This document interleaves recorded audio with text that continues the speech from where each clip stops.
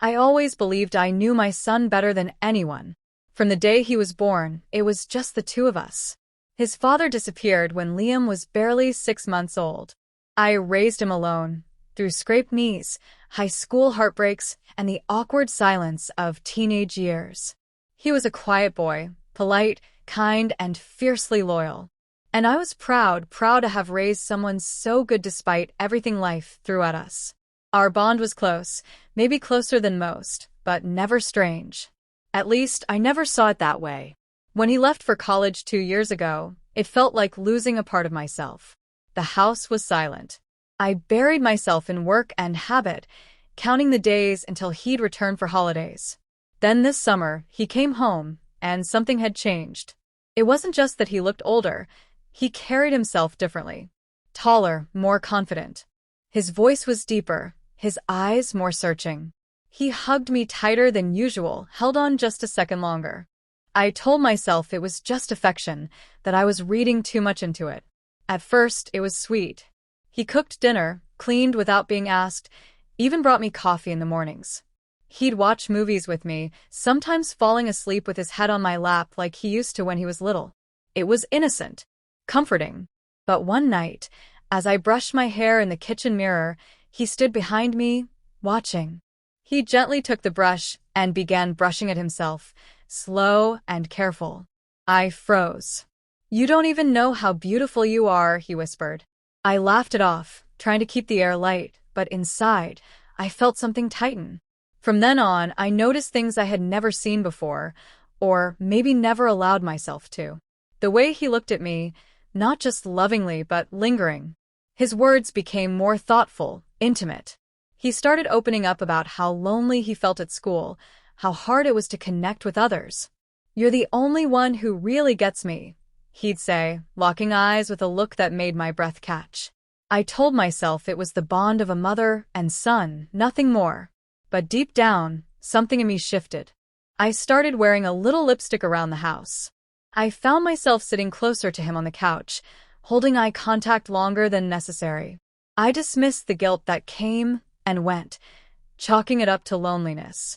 It had been so long since anyone made me feel seen. But this wasn't just anyone. It was Liam, my son. And yet, every word, every look from him felt like it reached into places I had locked away long ago. I didn't act on it. I didn't speak of it. But something had been stirred.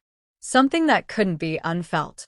The morning after that night, I tried to shake off the feeling. I buried myself in chores, errands, anything to avoid lingering in the same space as Liam. But he made it impossible. He hovered near me, finding reasons to talk, to help, to stay close. His attention was constant, almost comforting, until it wasn't. One afternoon, I caught him watching me while I was on a call with a male colleague. There was a sharpness in his eyes, something possessive. When I hung up, he asked bluntly, "Do you like him?" I laughed, surprised, but he didn't smile. "Just curious," he said, then walked off. I didn't know what to make of it. That night, we sat in the living room. The lights were dim. He told me about college girls who were shallow, how no one understood him. I listened, nodding, offering motherly support. But then he looked at me differently. "I think I compare everyone to you," he said. "No one's even close." I froze. My heart pounded. I wanted to scold him, tell him to stop, but I didn't. I said nothing. I just looked away. His gestures became more deliberate. He started complimenting my clothes, asking about my past relationships, even wondering aloud why I never dated. I told him I didn't need anyone. He smiled and said, "You don't. But maybe someone needs you." There was something dangerously warm in the way he said it. I told myself again that it was innocent, but my chest felt tight. I couldn't deny the flickers of emotion I didn't want to name. The real turning point came when I found a folded note under my pillow. His handwriting. It wasn't long, but every word landed hard. He wrote that he didn't know when it started, but he felt something he couldn't explain.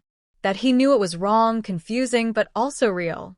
He ended with, "I'm sorry if I've crossed a line, but I can't pretend I don't feel something." I read it over and over, heart racing. I wanted to tear it up. I wanted to pretend it never existed. But I folded it neatly and placed it in my drawer. Not because I accepted it, but because I didn't know what to do with it. For days, I avoided him. I kept things polite, brief, distant. But I saw the hurt in his eyes. He stopped smiling. He stopped talking as much. The silence between us screamed. And despite everything, I missed him. I missed the warmth, the connection, the way he made me feel seen. I hated myself for it. I hated that my emotions were tangled. This was my son, my child. Yet he had reached into a part of me that had been numb for years. And now that it was awake, I didn't know how to shut it down. I didn't speak of it. He didn't mention the note again. But the air between us remained charged, thick with unspoken feelings neither of us could name. It had been a week since the note, and neither of us dared to bring it up. But something between us had already shifted. His silence was heavier than his words had ever been. I felt it when we passed each other in the hallway, when we sat at the same table pretending things were normal. It wasn't. The emotional closeness that once felt comforting now felt dangerous. Every small interaction carried weight. A brush of the hand, a glance too long, a moment too still. It was all charged, undeniable. I tried to reset the boundaries. I stopped sitting next to him, stopped engaging in late-night conversations, stopped letting him linger in my space. But he didn't push. He adjusted. Until one evening, I came home to music playing softly. He greeted me like he used to, smiling, asking how my day went. For a moment, I relaxed. For a moment, I thought maybe things were okay again. But the way he looked at me that night said otherwise. We ended up in the living room, side by side, a familiar song playing low in the background. It was harmless at first. But then he reached for my hand, slowly, gently, as if testing the line between right and wrong. I didn't pull away. I didn't lean in either. I just let it happen. His thumb moved across my palm, and my heart was racing. I could feel him watching me, waiting. Then he said it, quiet, raw, certain. I'm not confused, Mom. I know exactly what I feel. That sentence shattered whatever illusion I'd been holding on to. I pulled my hand away, stood up, heart pounding in my throat. Don't, I said. It was all I could manage. He followed me to the hallway, his voice cracking. I'm not trying to hurt you. What if we were meant to feel this connection? Even if it doesn't make sense. I turned to him, and for the first time, I saw not just my son, but a young man, desperate and lost. I raised you, I whispered.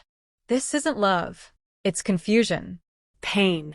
He stepped closer, and instinctively, I pushed him away, not roughly but firmly. Enough to draw a line he needed to see. His eyes filled with tears, and for a second, I saw the boy I used to know. I left the house that night without packing a bag, without leaving a note.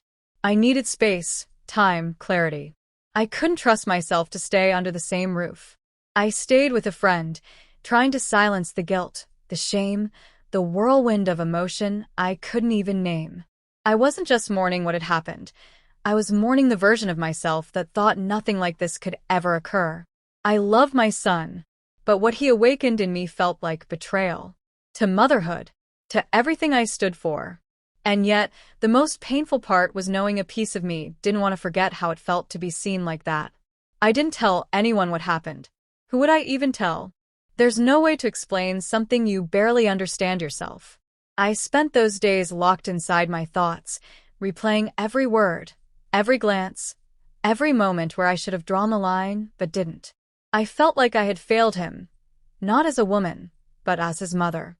The weight of that betrayal crushed me. I wasn't just ashamed of him, I was ashamed of myself. I allowed a blurred line to stay blurred far too long.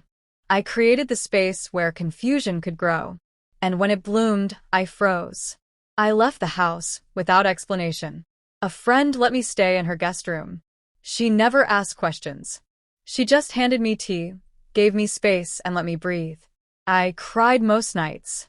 Not just because of what had happened, but because something in me broke the moment I realized I couldn't trust my own instincts.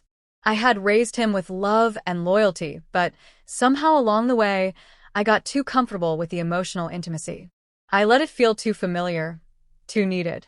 I forgot where the line was supposed to be. Days passed, then weeks. And then one evening, I received a voice message from Liam. I stared at my phone for hours before I finally pressed play. His voice cracked halfway through. He apologized. For everything.